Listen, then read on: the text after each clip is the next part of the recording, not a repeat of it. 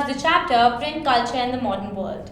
Today we are going to discuss, the what was the popular beliefs with the print and what was the religious debates that were going on to the print through the print. And first thing is that as print came, print was a very popular thing.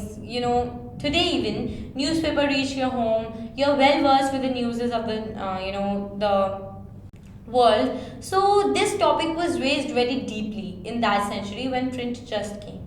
So let us see what was it.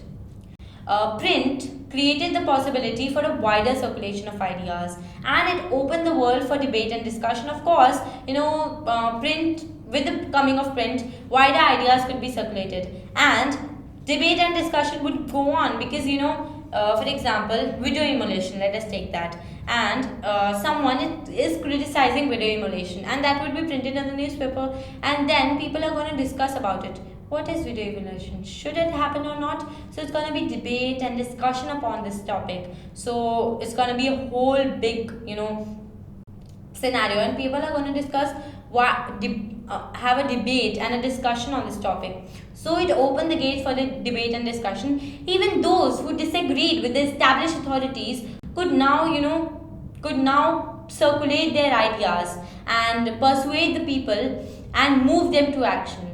So, for example, I am not happy with the government now, and I have the freedom, and I can write down my views and I can circulate my views. Then people will read my views and they will be enraged by my views, and I will persuade by my views, by my ideas, by the printed matter, and move them to action.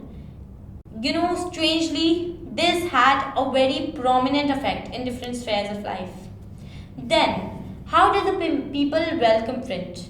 Not everyone welcomed print, and even those who welcomed the print, they had fears about it. Many, of course, they will have fears about it, what this wider circulation will do, what will happen to people, and of course, they had their fears. And many were apprehensive of the effect that this wider circulation of the printed word and, the wider circulation of this printed word and the easy access to books could have on people's mind. They thought that they are these books are easily accessible, and you can have all kinds of prints today, and even those who disagreed with the society, they could publish their views. So they were very confused, and they were very very enraged, that they were very fearful about this thing, that what effect it might have on people and what might people start doing. For example, if I hate this government, I circulate my views, I enrage you people, then you'll start having rallies, demonstrations that we don't want this government. So this could happen at that time as well, and the people were afraid of the same thing. Then the second thing that's going to come in is that they thought that if no control was there over what was being printed and what was being read, then this could lead to the circulation or the spread of irreligious and rebellious ideas. I will say that no, Roman Catholic Church is not good. I will circulate my views in that way that you will be enraged, you will be flattered by me, and so you will start making demonstrations against the Roman Church. So irreligious ideas and rebellious ideas, that this is not a good government, we should go against it, and rebellious ideas could spread. And this was feared by the monasteries, by the monasteries, by the religious the religious groups, and by the artisans, by the courtesans, and everyone was almost afraid of the print. And the third thing is that's going to come in is the effect of print in the religious sphere. What happened exactly in the religious sphere?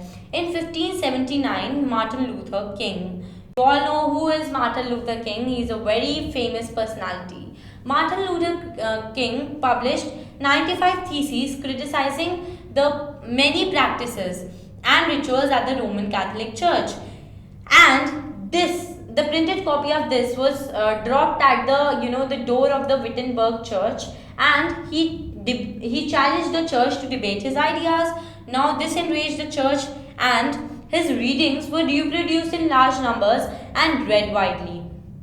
Second thing, it did not stop here. Moreover, this led to the Protestant Reformation, which was the 16th century movement, which was to reform the Roman Catholic Church. And one of the main Protestants was, Mr. Martin Luther King. And many anti Catholic Christianity activities developed during this, because of this Protestant movement.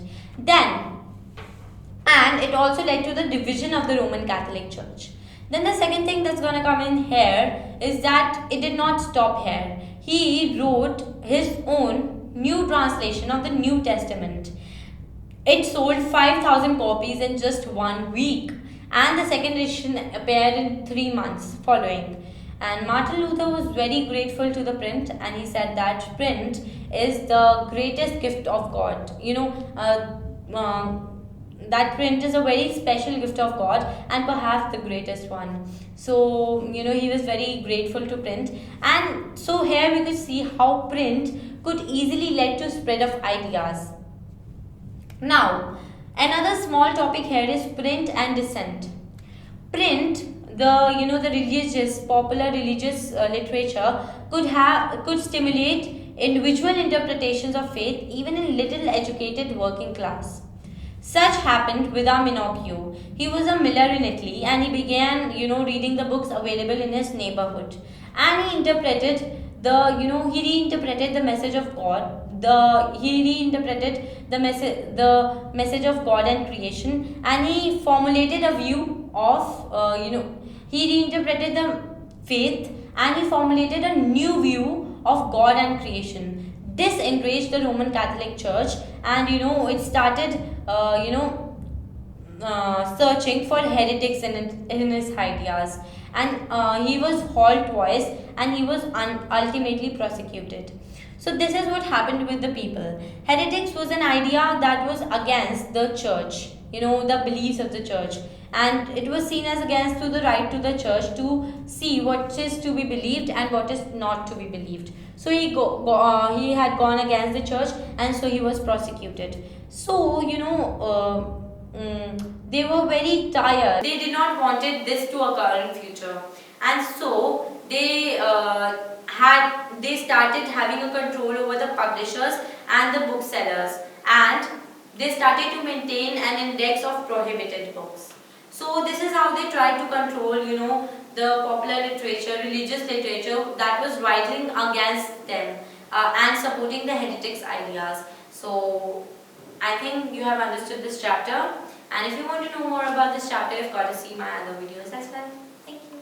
Namaste.